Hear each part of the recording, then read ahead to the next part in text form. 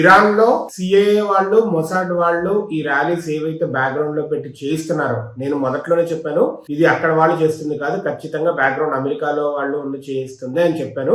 ఇదే జరుగుతుంది. అమెరికా నుంచి అమెరికా ఎయిర్ బేస్ నుంచి ట్రూప్స్ మూవ్ చేస్తారు కదా, ఆ ఫ్లైట్స్ కానీ కార్గోస్ కానీ ఇట్లాంటివన్నీ మిడిల్ ఈస్ట్ కు మూవ్ అవుతున్నాయి అంట. వీటిల్లో aerial refueling tanks, heavy transport planes like C5 galaxy, C-17 globe master, వీటిల్లో ట్రూప్స్ ఎక్కువ మూవ్ చేస్తూ ఉంటారు. ఇవన్నీ వెళ్తున్నాయి. పాసిబుల్ స్ట్రైక్స్ ఆన్ ఇరాన్ ఉండబోతున్నాయి. ఖమేనీని కూడా తీసేయబోతున్నారు పక్కా.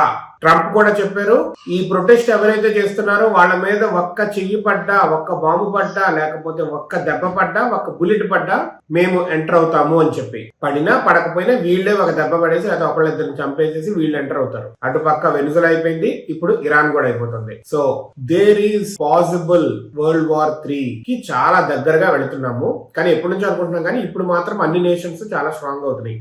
ఇటు పక్క ఇజ్రాయెల్, అమెరికా ఇరాన్ ని క్లోజ్ చేస్తుంది. అటు పక్క వెనుజులా క్లోజ్ చేసింది అమెరికా. ఇప్పుడు మళ్ళీ గ్రీన్లాండ్ ఉంటుంది. నెక్స్ట్ వచ్చే వీడియోస్ లో కూడా చెప్పుకుందాం గ్రీన్లాండ్ గురించి ఏమవుతుందో అని చెప్పి. రష్యా, చైనా ఇరాన్ కేమో సపోర్ట్. చూద్దాం వీళ్ళు ఇరాన్ ఏం చేస్తారో. అమెరికా మళ్ళా బిగ్ బాస్ లాగా నేనే హెడ్, లేకపోతే నేనే టాప్ ప్రపంచానికి అన్నట్టు ఆధిపత్యం చూపించాలనుకుంటుందా?